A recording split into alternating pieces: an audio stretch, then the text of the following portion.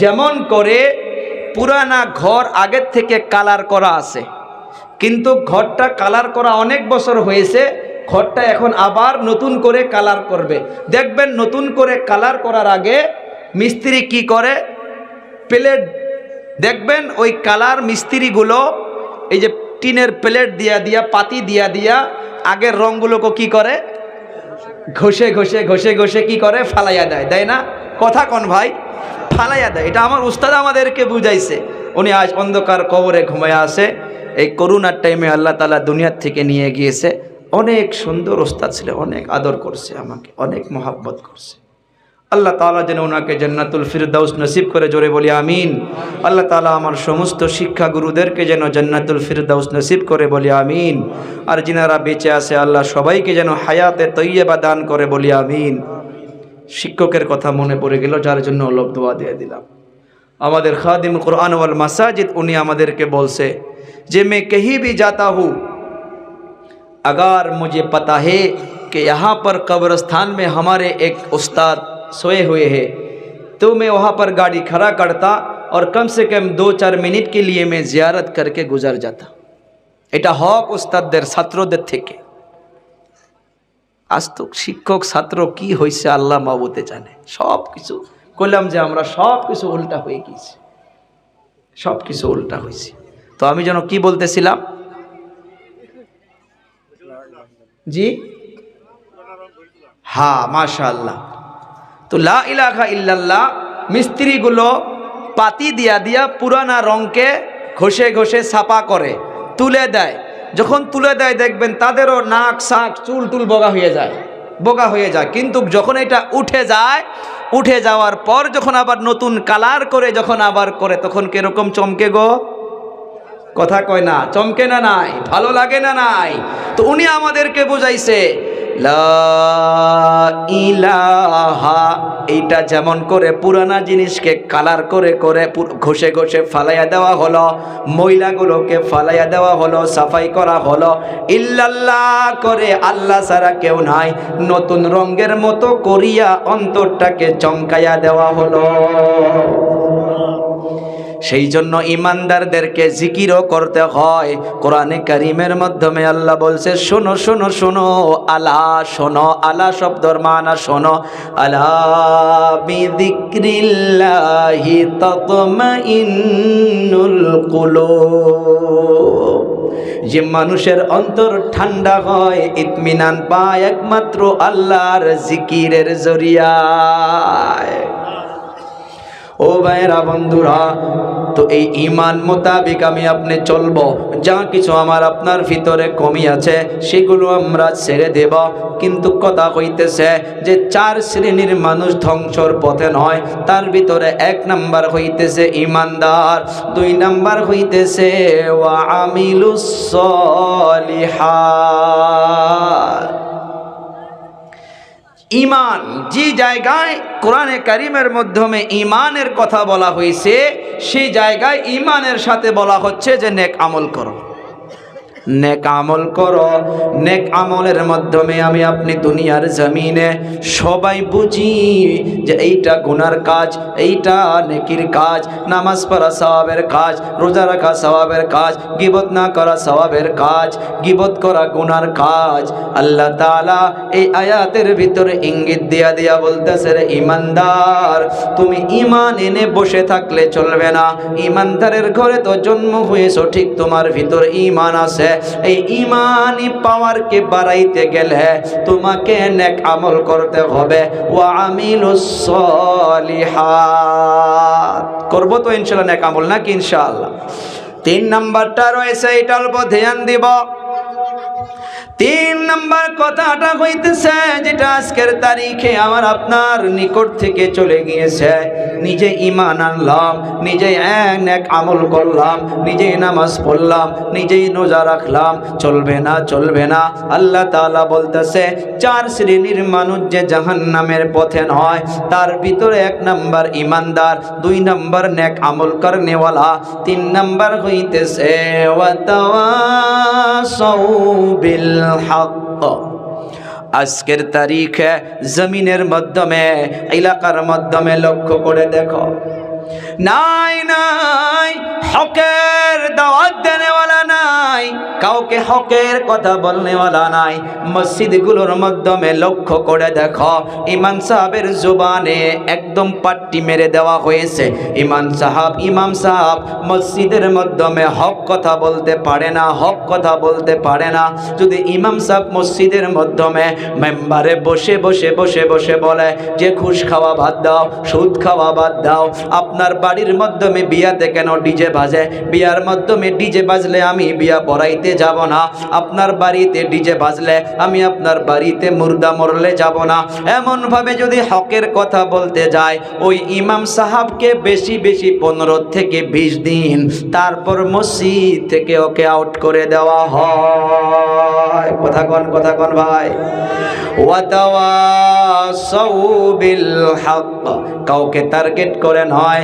আমি কোরআনের আয়াত দিয়া বলতাছি, আগে বলছি কেউ দুঃখ পাইলে ক্ষমা করবেন, আর বেশি দুঃখ পাইলে আর ডাকবেন না, তাছাড়া কি করবেন? আল্লাহ তাআলা বলল ওয়াতাওয়াসাউ বিল হক, সমাজের মাধ্যমে একটা বন্ধন করে নেন। এই যে হকের কথা বলতে গিয়ে এখানে আমি 2-4টা মিনিট নেব। আপনার সন্তানের বিবাহ, আপনার মেয়ের বিবাহ, দুনিয়ার জমিনে মানুষ বিবাহ করার পর নেক সন্তানের আশা করে, নেক সন্তানের আশা করে না রে বাবা, ভুল ভুল ভুল। বিবাহর আগ থেকে আপনাকে নেক সন্তানের নিয়ত করতে হবে, আর ওই নিয়ত অনুযায়ী দুনিয়ার জমিনে আপনাকে চেষ্টা করতে হবে। যদি আপনি নেক সন্তানের চেষ্টা করেন, নিয়ত করেন, আপনাকে এমন ভাবে বিবাহ করতে হবে যে বিবাহর বাড়িতে যেন ডিজে না বাজে। কথা কোন?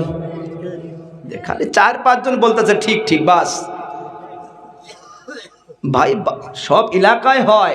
কথাগুলো এই জন্য বলতাছি কারণ বললে আপনারাই বুঝতে পারবেন। আগে বলি, দয়ার নবী বিশ্ব নবী সাল্লাল্লাহু আলাইহি সাল্লাতু ওয়া সাল্লাম বলে গিয়েছে যে 4টা গুণ দেখে তোমরা বিবাহ করো যদি নেক সন্তানের নিয়ত করো। আজকে 100 ফ্যামিলির মাধ্যমে 99% মা বাবা সন্তানের জন্য টেনশনে, সন্তানের জন্য ঘুমাইতে পারে না, সন্তানের জন্য খানা খাইতে পারে না, সন্তানের জন্য ডায়াবেটিস বেড়ে গিয়েছে, সন্তানের জন্য মাথার বিশ্বাস হয় না, সন্তানের জন্য মা শুকে গিয়েছে, সন্তানের জন্য বাবার খাদ্য কমে গিয়েছে। কথা কন। বিবাহ করতে গেলে 4টা গুণ দেখে বিবাহ করো। 1 নাম্বার, মানুষ দেখে যে ওই মেয়েটা কত মালদার ঘরের, বা আর একটা দেখে মেয়েটা কত খুবসুরত, কত সুন্দর, আর একটা দেখে মেয়েটার খানদান। 3টা গেল। মেয়েটার খানদানকে দেখো, তার ভিতরে মেয়েটা কত মালদার সেটা দেখে, মেয়েটা কত সুন্দরী সেটা দেখে। আল্লাহ নবী বলল 4 নম্বর আরেকটা রয়েছে, যেটা দেখো মেয়েটা কত দিনদারি। কথা কয় না? আল্লাহ নবী বলল যে 4টা গুণের ভিতরে যদি মালদারি কম হয় কোনো সমস্যা নাই, খুবসুরতি যদি অল্প কম হয় কোনো সমস্যা নাই, খানদানও যদি অল্প কমা বেশি হয় কোনো সমস্যা নাই। ও আমার উম্মত, ও যুবক ভাইয়েরা, আমার কলিজা টুকরা যুবক, আমার পর্দানিশী বোন ভাগ্নিগণ, নবী আমার বলে গেল 4 নম্বরটা তোমরা প্রাধান্য দাও। যে মেয়ের ভিতরে তোমরা দিনদারি পাবা, ওই দিনদারিকে প্রাধান্য দিয়ে তোমরা বিবাহ করো। কথা কয় না? বিবাহর দিন থেকে আমাকে আপনাকে নেক সন্তানের নিয়তে চলতে হবে, বিয়েটা সুন্নত অনুযায়ী হইতে হবে। এ বাবা, আমাকে সভাপতি সাহেব বলেছে অল্প টাচ দিয়ে যাবেন, সেই জন্য আমি 10টা মিনিট ওয়াতাওয়াসাউ বিল হকের সাথে জড়িত করিয়া, কারণ এইটাও তো হকের দাওয়াত। ঠিক না হুজুর? বিবাহের দিন এখানে একটা কথা স্মরণ করেন, আদম নবীকে যখন আল্লাহ তাআলা জান্নাতে বানাইলো, জান্নাতে বানানোর পর আদম নবী বসে আছে। আদম আলাইহিস সালাতু ওয়াস সালাম একা একা ভালো লাগে না, মাথা খুঁজায়া খুঁজায়া বসে থাকে। আল্লাহ তাআলা তো জানে যে আদমকে কি লাগে। কথা কয় না। আসলে যুবকগুলো সামনে থাকা লাগে গো, এ দাদাগুলো আর কথা কব। আদম আলাইহিস সালাতু ওয়াস সালামকে কি লাগে আল্লাহ তাআলা জানে। আল্লাহ তাআলা আদম নবীর এই যে বাও দিকের বেকা হারার দ্বারা আম্মা জান হাওয়া আলাইহিস সালামকে বানাইলেন। সুবহানাল্লাহ, সুবহানাল্লাহ। তো বললাম ঠিকই আছে, মাগুলো শুনলে নাউজুবিল্লাহ পড়ব। দেখেন বেকা হাড্ডির দ্বারা হাওয়াকে বানাইলো। নবী আমার বলে গিয়েছে, রে আমার উম্মত, বিশেষ করে স্বামীগুলো শোনো, স্ত্রীদের ভিতরে, মা বোনদের ভিতরে এই যে বেকা হাড্ডির দ্বারা যে বানানো হয়েছে, যার জন্য তার ভিতরে একটা নাতে একটা তেরি খাসলাত থাকবেই। মা বোনগুলো খারাপ পায়েন না। আল্লাহর নবী বলছে, দেখবেন মুফতি সাহেবকে জিজ্ঞাসা করে, আল্লাহর নবী বলে গিয়েছেন যে ওরকম অল্প তেরা থাকবেই, ওই তেরাটাকে একবারে সোজা করতে যাইও না, সোজা করতে গেলে ভেঙ্গে যাবে। আমি নবী হইয়া বলে গেলাম, ওই মা বোনদেরকে অল্প তেরায় নিয়া সেটাকে সোজা মনে করে তোমাকে নিয়ে চলতে হবে। মা বোনদেরকে দেখবেন ভাই, যারা বিবাহ করেছেন, যদি অল্প ভুল করে খালি একবার সরি কইেন, খালি একবার সরি কইেন, দেখবেন ওরা মেনে নেয়, খুশি হয়, ফুলে যায় যে না কাজ হচ্ছে, এখন আমার স্বামী সরি কইছে। বলা লাগে মাঝে মাঝে, সরি কইতে কিছু অসুবিধা আছে? কি হবে ভাই, ও তো দিনে 10 বার বলে। পরশু দিন মাইকে বলতেছি, লাইভে যাব, যাক পরশু দিন মানকাচর প্রোগ্রাম আসছিল, কালকের রাত্রের, আগের রাতেও এবং কালকের রাত্রেও। তো অল্প ডিস্টেন্স, 25 কিলোমিটার ডিস্টেন্স একটা প্রোগ্রাম। এই মানকাচর থেকে আমি প্রোগ্রাম করে আবার বাড়িতে আসবো, আসতে তো 7টা বাজবে। তো তারপরের দিন আবার যাইতে হবে, 7টা বাজায় এসে পালে তো আমাকে 10টা 11টা আবার বাড়াইতে হবে। এর জন্য আমি কাপড় চোপড় নিছি, ঠান্ডার কাপড়ও নিয়েছি, সব কিছু যা যা লাগে ব্যবহার সব নিয়েছি। তো বাড়িতে প্যাকিং করেছি, ব্যাগটা আমার বিছনার উপরে রাখা আছিল। তো বাড়িওয়ালিকে বলছি যে গাড়িতে সব উঠাইয়া দাও, সব কম্বলটা খালি উঠাইয়া দিছে। তো আমি তো কিছু দূর যাওয়ার পর গাড়িতে ঘুমাইছি, ভাইজানকে ফোন করছে, কই কাম হয়েছে কে? বলে ঠান্ডার কাপড় একটাও নাই, কারণ গাড়িতে তো সব পরিধান করে যাই না, খালি তলেরটা গাড়িতে ঘুমাই। জ্যাকেট, সোয়েটার, টুপি, রুমাল সব বাড়িতে ছাড়া পড়লো। পরে আমি ঘুম থেকে উঠে মোবাইলটা অন করে দেখি সরি লেখছে। হ্যাঁ ভাই, আমার বাড়িওয়ালি আমার মোবাইলে আমাকে সরি বলে মেসেজ করেছে। আরও কিছু বলতে পারবেন বলেন? আরও রাগ করতে পারবেন? তো তারা যদি অল্প অল্প ভুলে যদি সরি বলতে পারে, তো আমরা এত বড় বাক্যে আমরা কি একবার স্ত্রীকে সরি বলে বলতে পারি না? কারা কারা বলবো দেখি আজ থেকে? এই মেলা জনে হাত উঠায় নাই। হ্যাঁ, এই এই তুই বিয়া করছা, হাত উঠাইলি যা। যাক, নিয়ত করছে। জি, আমাদের মুরব্বী বলতেছে যে বিবাহ করার পর বলবো। জি, যা হোক, সময় নাই। দেখেন আদম আলাইহিস সালাতু ওয়াস সালাম হাওয়া আলাইহিস সালাতু ওয়াস সালামকে বানানোর পর ওনার সাইটে বসায়া রাখলো। মনোযোগ দিবেন আমার যুবক ভাইয়েরা, বন্ধুরা। আদম নবী হাওয়া আলাইহিস সালাতু ওয়াস সালামের উপরে হাতটা বাড়াইতে গেল। হাত যখন একবারে দিলেন, আল্লাহ তাআলা বলল, স্টপ হইয়া যা রে আদম, দাঁড়াইয়া যা, তোর স্ত্রী এখনো হয় নাই, কেবল তো বানায়া রাখছি। তাকে স্পর্শ করতে গেলে, তার শরীরে হাত লাগাইতে গেলে তোকে বিবাহ করতে হবে। বিবাহ করার জন্য তোকে দেনমোহর দিতে হবে। হ্যাঁ, এখন এখানে দেখবেন আফসোস লাগে ভাই, আজ যে ফ্যামিলিতে যে শান্তি নাই, সন্তান যে আমাদের ভালো করে। নারে তাকবীর, নারে তাকবীর। আদম আলাইহিস সালাতু ওয়াস সালাম কি আল্লাহ তাআলা বলল, দেন মোহর দাও, দেন মোহর দাও। আদম নবী বলে, ও আল্লাহ, আমি কোথায় থেকে দেনমোহর দিব? আমার কাছে কোনো কিছুই নাই। আল্লাহ তাআলা বলতেছে, রে আদম, আমি দুনিয়ার জমিনে আখিরি পয়গম্বরকে পাঠাবো। ও আদম, আখিরি নবীর উপরে মুহাম্মদুর রাসূলুল্লাহর উপরে তুমি কয়েকবার দরুদ শরীফ পড়ে দাও, এইটাই তোমার জন্য হইয়া যাবে দেনমোহর। দেনমোহর নিছে না নাই? দেনমোহর আদায় করার জন্য আল্লাহ তাআলা বলল, নবীগুলো বলে গেল, ও ভাই, কোনো একটা জায়গার মাধ্যমে পাবেন না যে স্ত্রীর কাছে, বউয়ের কাছে যৌতুক নাও।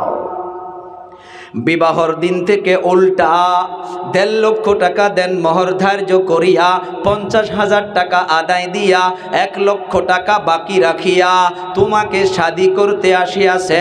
তুমি রাজি আছো কি না? সে মেয়ে তো বলবেই যে রাজি আছি, সে তো বলবেই রাজি আছি। কে 1 লক্ষ টাকাটা বাকি রাখো?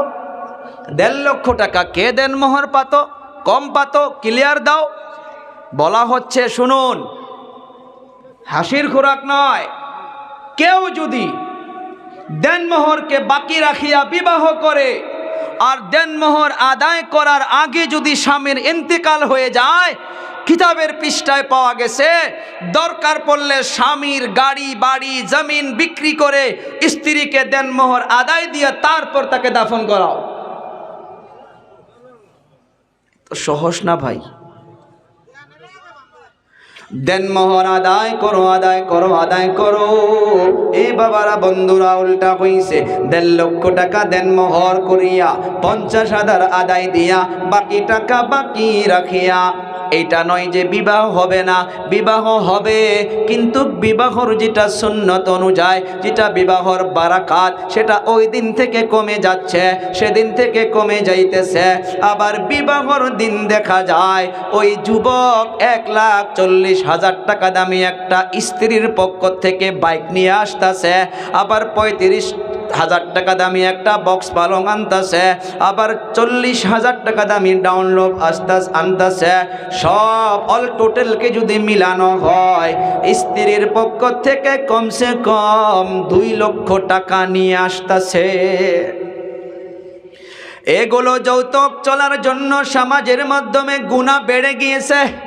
খেয়াল করেন, যারা গরিব, একটা করে ধনী মানুষের বিবাহর বিয়ার গেটের মাধ্যমে যত টাকা খরচ যায়, ওই বিবাহর গেটের টাকাটা দিয়া কমসে কম 3টা করে গরিবের মেয়ের বিবাহ হইয়া যায়। গরিব মানুষ যৌতুক দিতে পারে না, বক্স পালেঙ্গ দিতে পারে না, ডাউনলোডও দিতে পারে না। এমনভাবে অনেক গ্রামগুলোর মাধ্যমে আমাদের যুবতী বোন ভাগ্নিগুলো বিবাহ না হইয়া বসে বসে আছে। সেই জন্য নিকাকে সহজ করা লাগবে, বিবাহকে সহজ করা লাগবে। দেনমোহর আদায় দেই, দেনমোহর আদায় দেই, যৌতুক কম করে নেই। হ্যাঁ, যদি কোনো মা বাবা গিফট হিসাবে বেগার আশা ছাড়া ইচ্ছাকৃতভাবে যদি কোনো কিছু দিয়া দেয়, সেটা আলাগ কথা, আলাগ কথা। বিবাহর বৈঠকে এইটা আলোচনা হইতে হয় যে আমাদের কোনো ডিমান্ড নাই। কি কয়, পুরুষদের পক্ষ থেকে বলতে হবে, হাজব্যান্ডের পক্ষ থেকে বলতে হবে যে আমাদের কোনো ডিমান্ড নাই, আপনারা দেনমোহর চান। দেনমোহর চাওয়াটাও সুন্নত। দেনমোহর চাইতে পারে, দেনমোহরটা চাইতে পারে, কিন্তু পুরুষের তরফ থেকে বলতে লাগে যে আমাদের কোনো ডিমান্ড নাই। যদি আপনার মেয়েকে কোনো ইচ্ছাকৃতভাবে কিছু দেন, সেটা আপনাদের মাসলা, এখানে উল্লেখ করারও দরকার নাই। তো বাবারা, বন্ধুরা, এমনভাবে বিবাহকে আসান করতে হবে, সহজ করতে হবে, সরল করতে হবে। এমনভাবে যদি আমি আপনি বিবাহকে আসান করিয়া দেই, ওই ফ্যামিলির মাধ্যমে, সংসারের মাধ্যমে বিবাহর দিন থেকে সুন্দরভাবে সুন্নত জিন্দা হইয়া গেল। এই সুন্নতের বরকতে ওই স্বামী স্ত্রীর মাধ্যমে আল্লাহ তাআলা মোহাব্বত পয়দা করে দিবে। এই কথাগুলো সমাজে বলতে হবে। এইটা হইতেছে তাওয়াসাউ বিল হক। এখন কথা কইতেছে অনেকগুলো দাদা, অনেকগুলো বাবা, অনেকগুলো উলামা কিরাম বলে, ও হুজুর, জামানা এমন, নিজের জান বাঁচলেই যথেষ্ট, অন্যকে কি বলতে যাব, বলতে গেলেই ভেজাল আছে। আছে না ভেজাল? ভেজাল। আমার আপনার নবী মানুষের দ্বারে দ্বারে গিয়েছিল, মানুষের বাড়িতে একবার নয় দুইবার নয়, হাজার হাজার বার পর্যন্ত গিয়েছিল। কেউ চেহারার মাধ্যমে থু দিছে, নাউজুবিল্লাহ বলে, কেউ ধাক্কা মেরে দিয়েছে, আবু জেহেলের মতো মানুষও থাপ্পড় মেরেছে। তারপরেও কালেমার দাওয়াত দেওয়া নবী বাদ দেয় নাই, হকের দাওয়াত দিতে গিয়েছে, হকের কথা বলতে গিয়েছে। হকের কথা বলতে গিয়ে মানুষ নাই অন্যায় বলেছে, নাই অন্যায় করার পর নবী বদদুয়া করে নাই, নবী বদলা নেয় নাই। আমরা শুনেছি উহুদের পাহাড়ের মাধ্যমে নবীকে পাথর মারা হয়েছে, নবী রক্তাক্ত অবস্থায় বেহুশ হইয়া আছে, সাহাবা কেরাম নিকটে বসে আছে। সাহাবা কেরাম বলতেছে, ও হুজুর, এই সময় আপনি ইনাদের জন্য বদদুয়া করে দিন, ইনারা ধ্বংস হইয়া যাক, খতম হইয়া যাক, শেষ হইয়া যাক। আমার আপনার নবী রক্তাক্ত অবস্থায় আল্লাহর দরবারে হাত উঠাইছে। রে ভাইরা বন্ধুরা, সাহাবা কিরাম একজন আর একজনকে বলতেছে বোধহয় শেষ, ইনারা শেষ হইয়া যাবে। কিন্তু আমার আপনার নবীর জুবানে মোবারকের বাক্যগুলো শুনুন, সোনা দিয়ে যদিও লিখে রাখা হয়, সে বাক্যগুলোর হককে আদায় করা যাবে না। নবী আমার হাত তুলে বলতেছে, আল্লাহুম্মা গফির লিকাউমি فإنهم لا يعلمون। ও আল্লাহ, আমার কওমকে, আমার উম্মতকে মাফ করে দাও, যারা আমাকে পাথর মেরেছে তাদেরকে মাফ করে দাও। ফাইন্নাহুম লা ইয়ালামুন, তারা আমাকে নবী বলে চিনতেই পারে না। সুবহানাল্লাহ বলা যাবে না? হকের দাওয়াত দিতে গিয়ে পাথর খেয়েছে, মানুষ গলার মাধ্যমে চাদর ফেসাইয়া ফাঁসি দেওয়ার মতো করে খিচেছে, সেজদায় গিয়েছে, মানুষ গরুর ভুঁড়ি বা অন্যান্য জঙ্গল জাবরা মাথার মাধ্যমে তুলে দিয়েছে। নবী মাথাটা উলে একবারের জন্য বদদুয়া করে নাই। আল্লাহর নবী ওর উপরে ধৈর্য ধারণ করে গিয়েছে, তাইফের ময়দানে পাথর খেয়েছে। পাথর খাওয়ার পর ওই দুই পাহাড়ের ফারিস্তা এসে গিয়েছে। ও হুজুর, আপনি বলুন, আমরা দুই পাহাড়ের ফারিস্তা তায়েববাসীকে এমন ভাবে চিপা দিব, তায়েববাসীকে চিপা দিয়ে আমরা খতম করে দিব, আপনি শুধু পারমিশন দিন। নবী আমার বলেছে, না না না, দুনিয়ার জমিনে বদলা নেওয়ার জন্য পাঠায় নাই, বদদুয়ার জন্য পাঠায় নাই। আমি নবী হইয়া সবর করব, ধৈর্য ধারণ করব। আমি এই তায়েববাসীর জন্য দোয়া করে যাই। একদিন এরা বোঝে নাই, এদের ছেলে মেয়ে বুঝবে, তারা বুঝবে না, তাদের ছেলে মেয়ে বুঝবে। একদিন নাতে একদিনে তায়েববাসীওয়ালা নিশ্চয় বুঝবে।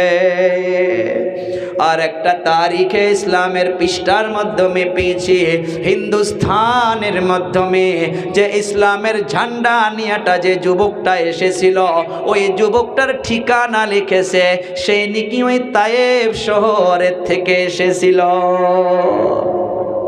তাইফের মাধ্যমে চলে যান, একটা একটা আঙ্গুর মুখে দিলে আল্লাহ এত স্বাদ, বেদনাগুলো দেখাতে কিন্তু দানাগুলো বোগা, আর চাকু দিয়ে কাটতে হয় না। একটা একটা বেদনা আপনি উংলির দ্বারা এমনভাবে সিলাইতে পারবেন, এত নরম, কিন্তু বেদনা বাহির করে খাবেন, কলিজাটা শীতল হয়ে যায়, এত মিঠা।